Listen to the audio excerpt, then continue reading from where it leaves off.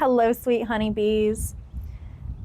I wanted to talk a little bit about why people that are in abusive relationships of all kinds don't just leave. People that have never experienced any kind of sexual, physical, or emotional abuse don't understand how complex something like abuse is and how difficult it can be to leave even when you know something is wrong. Abuse has this really deep psychological effect on you, and you find yourself going back and forth between my abuser loves me and my abuser hates me, because the abuser is still a human being and it's not always bad. Sometimes the abuser shows this really beautiful side of themselves and they can be extremely sweet and charming, and you hold on to that little bit of hope that they give you, that things could be different and that maybe they could change, that maybe it was just a misunderstanding, or maybe I did something wrong, when that's all part of the game. That's all part of the psychological warfare that abusers do to keep their victims with them. My mom was a murder victim. Her partner was extremely emotionally abusive towards her. For a while there, I didn't even have a relationship with my mom because I knew that she was being abused and she couldn't leave him, and it was really difficult for me to just sit there and witness it happening, especially once he started turning his abusive language on me. I remember being at my mom's house one night to visit my dogs when she was caring for my dogs for me, because I had just left an abusive relationship myself and I couldn't have my dogs where I was at. He kept intentionally trying to press my buttons, trying to start an argument with me. And I eventually told my mom, who was sitting on the couch next to me, "Why are you even with this man?" And that's when he started directly insulting me, tearing me down and degrading me. I started begging my mom to leave, telling her that she deserves better than that, because she had told me in a text message previously that he had also pushed her and she was scared that he may hurt her one day because of how hard he pushed her. As I'm begging my mom to leave, she's literally just staring at the floor crying, and he starts going on about how she'll never leave me because she knows that she'll never do better than me, that I'm the best that she's ever going to do, that I'm so good to her and no one's going to be as good to her as I am. Meanwhile, he's literally berating her, berating me. My mom ended up buying a gun while she was dating this man, because you never know when you might need it. Ultimately, it didn't save her life. But the whole point is, she didn't leave because of this psychological abuse. Like, even once the relationship turned physically abusive, she still didn't leave because of this psychological abuse that was taking place within the relationship. I've had my own fair share of experiences with abuse, not just within my own family, but within romantic relationships as well. I recently realized that I have been in another abusive relationship. I had broke no contact with my ex a couple of weeks ago, and he came back into my life, and everything just became so clear for me over this last weekend. I let him come back into my life because I truly thought that he was trying to change. He came back apologizing yet again. And it seemed like things were going to be different this time. We argued a little bit, but then we found common ground. He agreed that things don't have to be the way that they have been, yet he revealed later on that he didn't want things to be any different. He comes back with the same apologies over and over and over again, but there's never any changed behavior.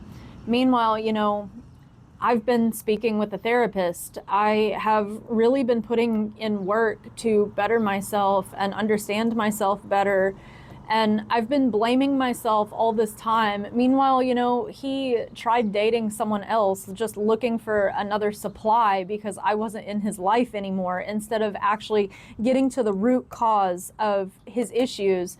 It's a pattern. He's done this with other partners in the past too. He engages in this triangulation to turn people on each other instead of acknowledging his role in anything that he's done. Anytime I tried to point out the behaviors and how they were harming me, suddenly I'm the bad guy. I'm the abusive one because I am calling out harmful behaviors and how it's negatively impacting me. But like I said, they're human. It's not always this chaos. Sometimes they're extremely sweet. My ex would buy me all kinds of gifts and shower me with compliments. He would ask me to send him pictures and then tell me how beautiful I am and how sexy I am. He would tell me that he's never met anyone like me before, that I'm the most special person he's ever met, that I'm the most magical person that he's ever met. He would tell me that, my magic is why he likes me. And then when he would get in his moods, those exact same things that he was telling me is why he likes me, he was indifferent towards, or it became ammunition for him to attack me, like telling me not everything is a sign, not everything is a message, when meanwhile, sometimes he's telling me how that's what makes me beautiful and that's what he likes about me. He literally came back into my life to tell me how toxic I am for him and how he doesn't want me, while pretending like he truly cares about me and that it was all about me. But it was literally just about protecting his self-image, because I was talking about what he put me through and how it affected me, how it completely destroyed me as a person.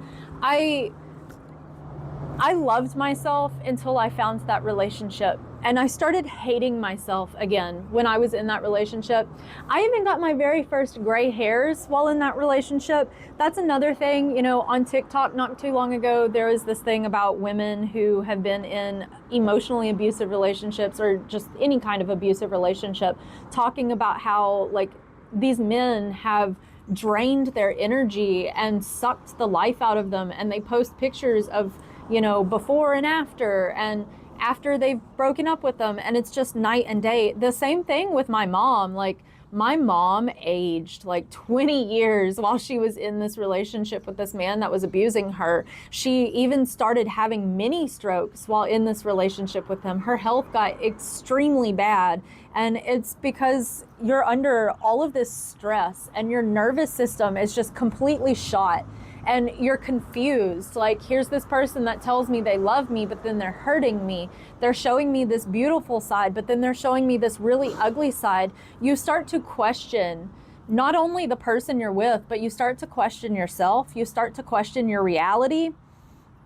None of it makes sense. And it is so hard to break away from all of that when you can't even trust yourself. You can't even trust your own perception. You can't trust your reality because of these mind games that these people are playing with you. They completely devalue you and make you feel like you're unworthy, or that maybe you deserve the abuse that you're going through. Maybe it was something that I did. Maybe if I were different, things could be different. When in reality, it is literally just the abuser projecting their own hurt onto the victim and blaming the victim for their behaviors. A lot of the time, these abusers will literally make themselves out to be the victim once their victim starts displaying reactionary abuse. That's something that happened with me. I would have all of this patience and I would be gentle and kind of walking on eggshells with him. But the moment it gets to the point where I just can't handle it anymore, I become the bad guy because I start lashing out because of all of this turmoil that is being thrust upon me. The same thing happened in that Gabby Petito case. The police thought that she was the abuser because she had responded to the abuse that she was going through. And that's exactly what people that do this want. They want to drain their victims. They want to paint their victims in a bad light, because by demeaning their victims and making their victims out as the abuser, it just boosts their own ego. It puts them on a pedestal. It makes them look like even better people. And the thing is, they're not like that to everybody. They pick and choose who they show their good side and their bad side to, because it's part of that triangulation. It is how they manipulate the narrative. It is how they protect that fragile ego that they have. They need some kind of energetic supply that they target and they belittle and they bring down and they drain. But then they also need the people that are going to support this public persona that they have and demean their victim as well. This is the case with my uncle. My uncle has done this with multiple people, turned multiple different people against each other, and past employees, past relationships, past tenants, family. I mean, I have become the scapegoat and the bad guy within my family because I have become the truth teller. I am no longer putting up with it, and I am speaking my truth. I'm talking about what I've gone through and what I've witnessed, and suddenly I'm the bad guy for it. It's just a very complex topic, and the people that have never been through abuse do not understand it until they experience it itself. And if you have never experienced something like that, I am so grateful. But you should humble yourself and realize that you are judging and speaking on something that you know nothing about. You're blaming the victim when you should be holding the people that do these things accountable. I hear people talking about how, well, they should have chosen a better partner. These people literally put on masks and pretend to be someone that they're not to gain their victim's trust. I thought that I had found the perfect man. I thought I had found my dream partner. He was so sweet to me, so kind to me, the perfect gentleman. He was super chivalrous, very charming, and he mirrored everything that I said that I wanted. And, you know, I literally thought that this man wanted everything in life that I wanted, that this man was the perfect partner for me because of the way that he acted, the things that he talked about, the way he moved in life, the way he was. And then once we were in a relationship, it was a complete 180. He became a completely different person. It's like once I opened my heart, he built a wall. It's just very complex. The victim blaming just is so frustrating to me, because it is not the victim's fault. The people that have survived abuse did not do anything to deserve the way that they were treated. They opened their hearts and tried to love, and they had their energy drained from them because someone else refuses to do the inner work, be honest with themselves, look at the ugly parts of themselves, and work with it in order to improve it. I am tired of people telling me that I am responsible for another person's unhealed trauma. No one is responsible for anyone's trauma except for the individual with the trauma. We all hurt people sometimes. That's just part of life. But if you are repeatedly hurting people and you refuse to acknowledge how you hurt people or do anything to improve the behavior, that is all on you, and that is not healthy. That is not okay. Don't get in a relationship if you are not willing to heal yourself, work on yourself, or hold yourself accountable. It's just so frustrating. I just wanted to talk about it for a moment because it's something that has really hit home in my personal life. You know, all the way from childhood, we all have trauma, but the way that we choose to handle it is on us. I have also been a terrible person that has passed harm onto other beings in the past, but I didn't want to be that person anymore. I can recognize that I was the problem. And I have been taking steps to heal that side of me, the things that caused me to be that kind of person. I am trying my best to become a better person each and every day. And it is hard work looking at the ugly parts of myself, but it is something that I have to do and something that I have to be able to acknowledge in order to improve anything. And there are just a lot of people that don't want to look at those ugly sides. And then they just get angry at other people when those sides get pointed out.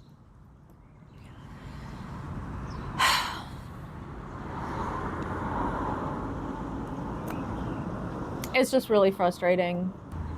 I let emotional abuse come back into my life. I let my ex come back into my life and repeat the exact same cycle all over again. And it just got me thinking about all of the victim blaming that people do when it comes to abuse, when they wouldn't say that if they had experienced it. It is psychological warfare. No matter what kind of abuse you are going through, it is trauma to your brain. It literally alters your brain chemistry and the way that you process things. It disrupts your entire nervous system. It makes you feel like you're crazy when you're not. You're just abused. That's the end of my rant. I hope you have an absolutely wonderful rest of your day, night, week, month, year, and life. Thank you so much for listening. I'm grateful you're here. I love you so much. Stay curious.